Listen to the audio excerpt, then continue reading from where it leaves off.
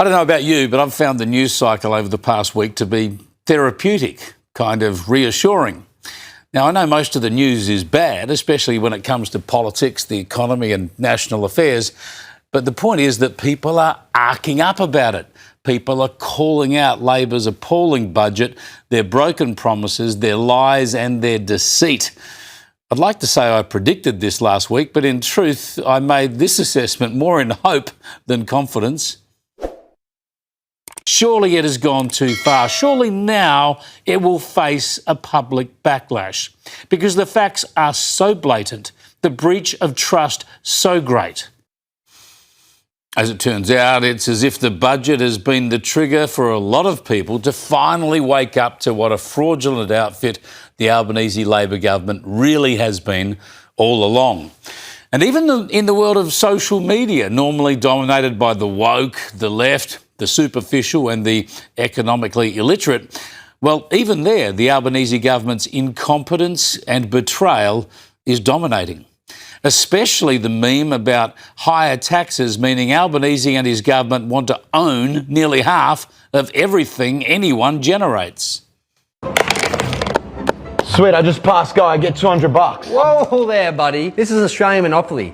50% of your income is taxed. Are you serious? When I am champion in a phantom, still handsome, ringing for ransoms.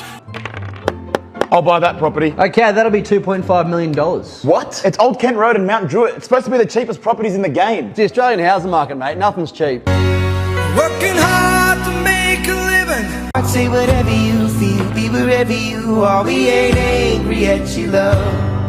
Community chest. The government's brought in 500,000 new immigrants, you've lost your job and your rent's increased, do not pass go. So they're making it easier for young people to get a house by making it more expensive for young people to own a house. Jackson, this doesn't sound as awesome as it did before. When I spoke to Treasurer Jim Chalmers, he said, and I quote, "Yep, guys, let's get one thing straight. You're never going to own a home, that's for sure, but it's about the vibe, okay?" Yeah, it's the vibe, all right. Pretty funny stuff and pretty depressing because it's true. Albo has tried to laugh it all off. I think some of them are very flattering, and I thank them for picking very nice photos of me, and I thank them for that.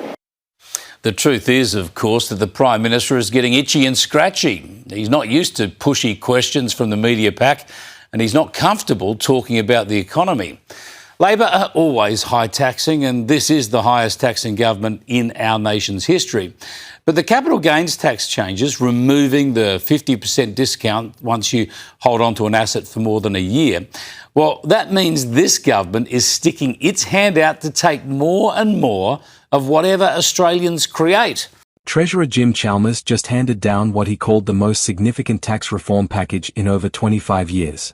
And depending on where you sit financially, that sentence either sounds like progress or a very expensive problem landing in your letterbox.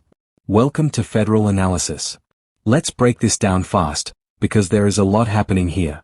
The 2026 federal budget, delivered on the 12th of May 2026, was described by Treasurer Chalmers himself as the most significant tax reform package in over a quarter of a century. That is a bold claim. Here is what it actually means in practice. First, capital gains tax.